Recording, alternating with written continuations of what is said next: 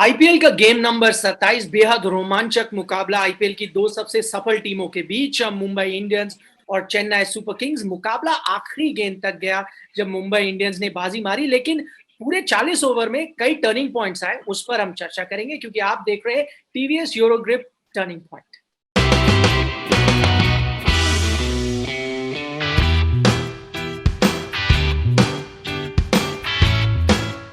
और turning points पर हमारे साथ चर्चा कर रहे हैं संजय मांजरेकर। संजय, एक टर्निंग पॉइंट हमने निकाला है कि जब मुंबई चेस कर रहा था इतना बड़ा टारगेट, वो 23 रन जो आए 15वें ओवर में शार्दुल ठाकुर के, उससे पहले तो लग रहा था एक तरफा होने वाला है मैच, वहां से थोड़ा पलटा मैच। जी, और उसके पहले शायद जाडेजा की ओवर जहां पे 18 रन पड़ गए कि उन्होंने काफी अच्छी गेंदबाजी की, दूर रखने की कोशिश की पोलार्ड से, लेकिन जब पोलार्ड फॉर्म में आते हैं और जब उनका दिन या रात होता है तो बहुत मुश्किल हो जाता है। शार्दुल ठाकुर मुझे लगा कि गेम चेंजर हो जाएंगे क्योंकि उनकी खासियत है इंपॉर्टेंट विकेट्स निकालना। उन्होंने कई बार देखा है अपने करियर में कि ऐसा बड़ा स्कोरिंग जब मैच होता है तो बल्लेबाज उनके पीछे पड़ जाते हैं और फिर 2-3 विकेट वो निकालते हैं और मैच फिर बदल जाता है। लेकिन आज उनकी रात नहीं थी और आपने सही कहा कि जब ऐसा एक बड़ा ओवर मिल जाता है तो फिर सडनली वो रिक्वायर्ड रेट जो 14-15 का होता है वो 10 पे आ जाता है।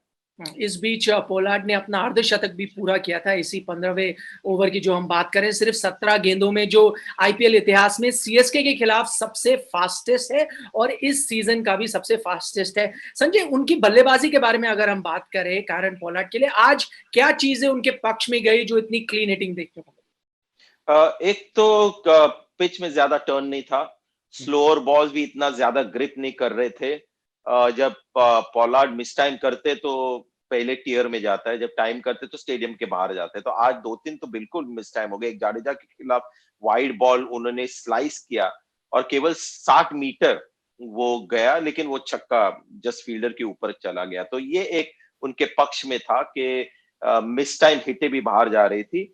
लेकिन खासियत ये थी कि हर तरह के बॉलर को आज उन्होंने उनकी पिटाई की।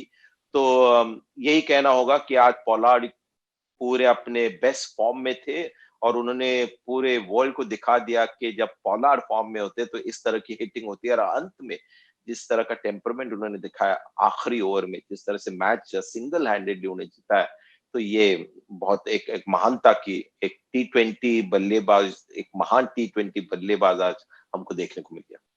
हालांकि वो अंत तक अगर नहीं रहते, एक चीज हो जाती, वो हमारा सेकंड टर्निंग पॉइंट है। संजय, आप जानते हैं किसके बारे में मैं बात कर रहा हूँ? Faf du Plessis. वो कैच ड्रॉप करते हैं, फैफ जैसा इतना अच्छा फील्डर, क्या हुआ था उस समय और क्या ये टर्निंग पॉइंट था?